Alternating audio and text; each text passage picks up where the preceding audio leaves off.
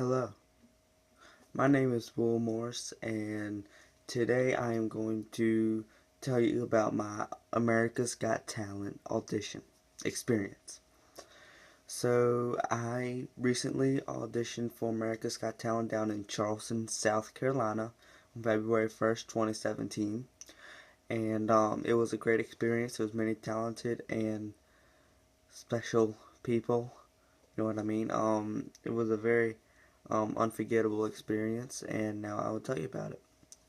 So,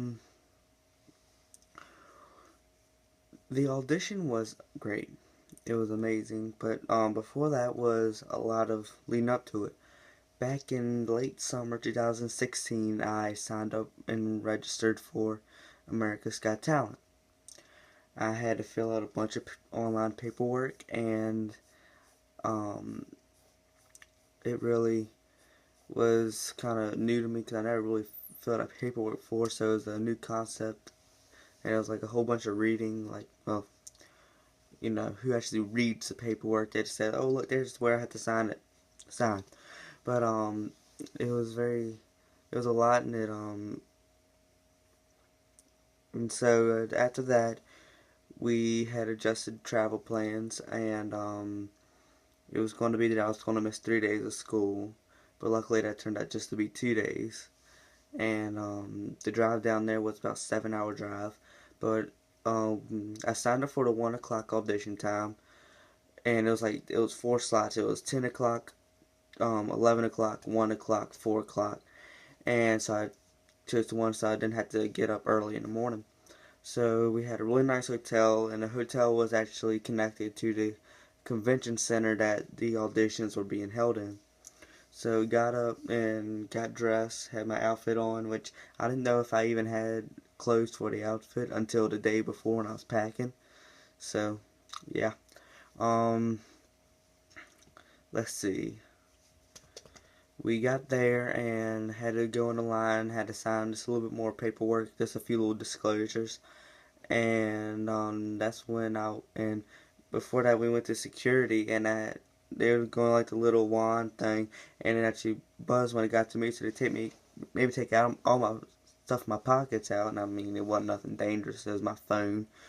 And then my dad got pulled out because he had a pocket knife in his pocket, so he had to go back to the hotel room and put that back in there, which was fun. And so we sat down, and they're calling out people by hundreds, and groups of 100, and they're calling our names, and I was sitting there. We sat there for maybe 4 hours waiting for me to be called. It was a long wait. I mean, you got to see a bunch of people, like practicing their acts and try to psych people out by making them, like, say, hey, I'm your friend, now let me sing for you, and make you scared for when you go and sing. And so I eventually had to get like a bowl of nachos because I was starving. And previous to this, to keep my voice good, I had not drinking any soda since previous Friday, and this is on a Wednesday. So I was like, let me get this audition done because I want a Coke, you know. But so Saturday holding room for a long time, and they called my number was 902. So they said 925 under. So I got called up, and they took us to like a smaller holding room with just had singers, dancers, and comedians in there. That was what most of the people at the auditions were for the most part. And around you could see and before that in the big holding room there was this guy dressed in white practicing his song, singing, and you had this one comedian who really stood out, and I'll tell you more about him in a minute. And you had this saxophone guy who was really good. I mean, very good. And then it had this girl who was psyching people out, saying, hey, I'm your friend. Now I'm going to sing for you. And I thought, oh, I can't sing. And she sounded great. I mean, that didn't psych me out because I don't get psyched out. I wasn't even nervous. Maybe a little bit, but not much. And so I was like, you can go around talking to whoever you want. And then they started singing Uptown Funk in One Direction over there. And I'm said, No, just stop. You're gonna ruin songs for me.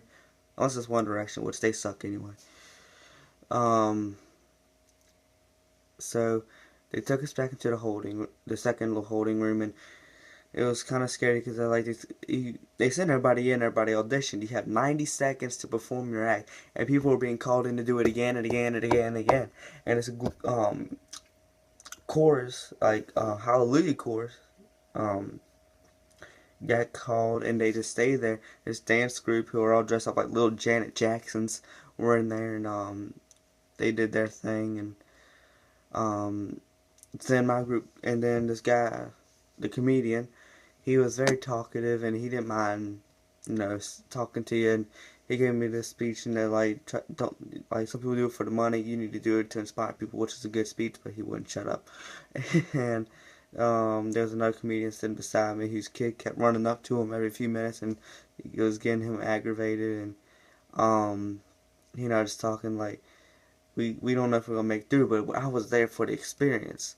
I knew I wasn't gonna make it. I know I'm not gonna make it far because there's so many other talented people, and my talent is still developing. So I'm not gonna really know my full on talent till maybe several years from now. So they called in the comedians, and one guy got called back there, but he was like a comedic singer, and then they actually took him in and he sang some more serious songs. And then my group got called in. It was roughly 8 of us, roughly, I think. And we all got called in. It was one dancer, one electric guitar player, and the rest of us were singers, 2 operas, and a couple of pop singers, including me. And I sang, and the guys, then there's one judge in the room. It's a big, nice size room, and they're filming you, and you stand on this little blue X in the middle of this, like, dance floor platform sort of thing, and they say, what's your name, you state your name, and then you say what you're going to perform, and you perform, and all you can say is good luck, and then thank you at the end. And they don't give you any criticism, they're not allowed to, and of all of us, only one guy got called back in, and I know you're shocked when I say it's not me, because I mean, of course, how could it not be me? I know. But he got called back there. He played the piano. He was a great singer, and he wrote his own song, which was a great song. I don't know what the name of it was, but I'm gonna go with that. It was like reaching out to you, because that's what the chorus sounded for the most part. And let's see, we left we got there at 12:30, and we left the center at 6:30, I would say, for 90 seconds for me to perform. But I'll find out in 2 weeks whether I made the show or not.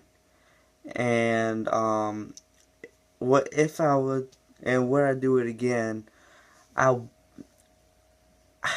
would, but not for a long time. Just because of how much time it takes and how much preparation it is, and just to drive, because I don't think it'd be anywhere local anytime soon, but like in the next couple of years, but I may do it again, but hopefully I can come up with something and I don't have to go do that to, get my name out in public. That's the main reason I'm doing it, not to win $1 million, which would be great. I'm doing it for experience and to get my name out there in the public eye. So attached to this video, I'm gonna have a clip of audio with me singing my audition piece, which is not the best version of me singing. I could definitely put more power in it, but just to give you a little gist of what it sounded like. And anything else I want to cover. And when the audition was totally free, if anybody's interested in doing it, it is free. You can meet a bunch of great people. It's a great experience. You just have to be ready for it to be sitting on your butt for a long time. I'm going to be heading back to school tomorrow, and I'm probably going to be hit with about 1,000 questions, and I'm ready for it. So that was my America's Got Talent experience, and I hope y'all enjoyed. And if any of y'all are actually looking to audition for the show, all I can say is go for it. It'll be worth it, because you never know what will happen.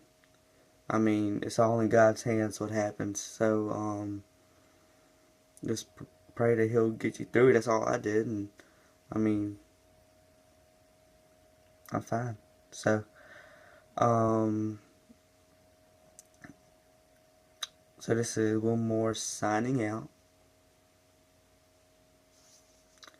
and have a nice day. Told your mama and your brother you won't compromise. Said my illness and decision keeps you up at night. You talk about another man you've been talking to, just to see if I get mad and I fight for you. But that's not me, because I ain't scared of my emotion, but I'm afraid to let you see.